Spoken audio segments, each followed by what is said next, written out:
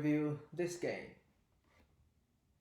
So white played d4 and black played d5. Here we have queen's pawn opening, knight f3. This is not a very common move. So usually white plays c4 to turn the game against queen's gambit. Knight f3 is okay. So white is developing pieces. The downside is if you don't push the pawn to c4, you have less threat at the center. But you can do that afterwards. Knight f6, e3. Okay, yeah, it's also a defensive move because the pawn is blocking the dark square bishop, and white wants to build a very solid center with this move, I think. Bishop f5, bishop d3, trading bishops, and e6. Yeah, so in this case, I think if we look at the dark bishop, I think black bishop has more potential or spaces to move when compared with the c1 bishop, because the e3 pawn is really blocking the bishop. I hope in the future white can maybe push the pawn to e4 to open up this diagonal. Otherwise the bishop will stay with very limited space. Okay, white castle and black played c5, trying to attack the center. And b3, I think white is planning to move the bishop from b2 and to target this diagonal. Bishop e3, bishop b2, and we castle, make the king safe. I think both sides have done well in the following the three principle in the opening. White is control the center, like this, the pawn structure, controlling the center, fighting against center, and dividing pieces. It's good. The majority of minor pieces have been developed.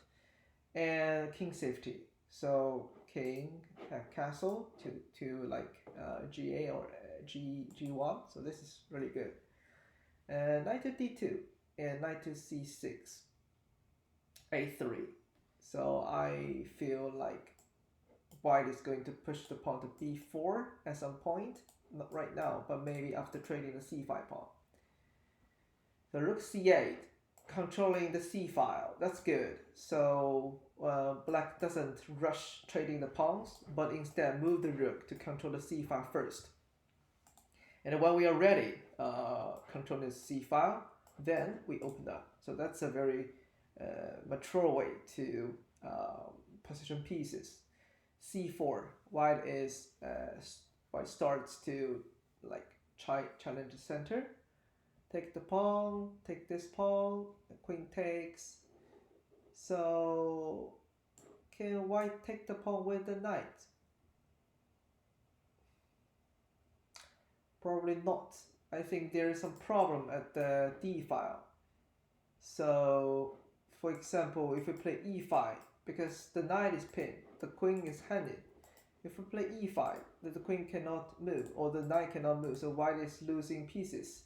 So it turned out the c4 move is not a good move because it makes the queen canting, and once we open up the center file, there is some problem.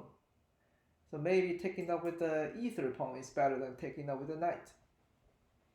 So I think white realized that, so it played queen c4. But if we push the pawn e5, can we still win the rook? So for example, knight to f3. Yeah, I mean, there is always some discover attack on this file. Maybe knight d4, attack the queen, and the queen, where can the queen go? Queen d3 is not a good choice. Take the knight, and the queen will be captured. Queen a4. And is the queen like queen a7? Can we trap the queen? Bishop c5, queen a6, and rook a8, queen b7, rook a7. I feel like the queen is trapped. It's not very common, but the queen is trapped. All the squares are controlled by black pieces. Yeah, so white is facing a big problem right now. And we take the knight. But I mean, taking knight turned out to be not the best move. take the bishop, take the queen, and rook d8. So I would move the rook to c2 right away. Otherwise, if white, for example, move the rook to c1, we might lose a chance to like control this second rank. And the rooks at second rank, black rooks at second rank are super powerful. But I can see the point where rook to d8 because we want to control the other open file and also threaten the e5. Hopefully we can win pieces. Rook d1, yeah, this is a time to move rook c2. That's good. Knight c4, b5 attack knight, knight to e5, a6. I assume this move is to make the pawn safe. Yeah, that makes sense. Rook c1, controlling the file, that's good. So instead of trading the rooks, losing the control of the c file, we move the other rook, doubling the rook. So this is how we can control the c file. That's a really good move.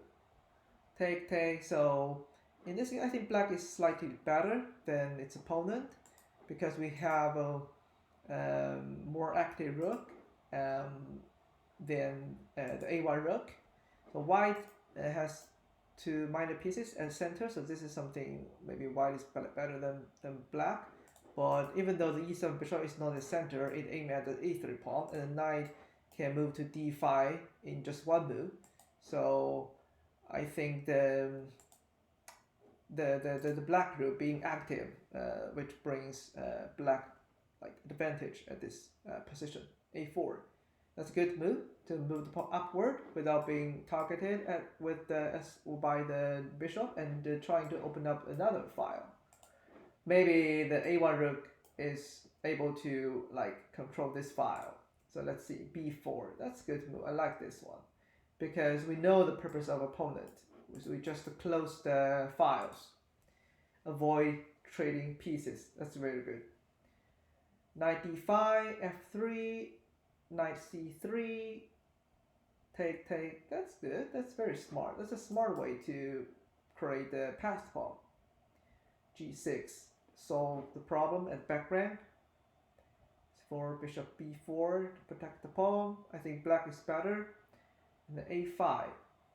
So we want to use this pawn to protect the bishop first of all, and this pawn can control this two pawn. This is the backward pawn. So this is a very efficient way to utilize in endgame. We can use one single pawn to control two pawns. This is super good.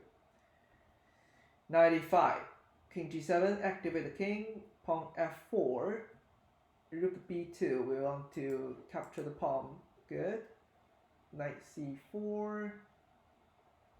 We take the pawn. We have one pawn. That's good. Rook c1. King f6, king e2, king f5, g4. And that's a really interesting move. So we move the king to e4, but one tiny thing. Yeah, the rook moved to d1, and white is going to mate. And the game ended as a draw at this position.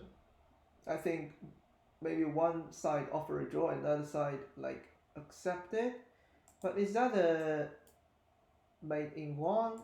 Can move bishop to c5? Probably not, because knight d6, forcing our bishop take. Yeah, we have to take that. We cannot move the king to any other square. And rook d4, that's a mating one. Okay, so is there any way black can resolve this problem?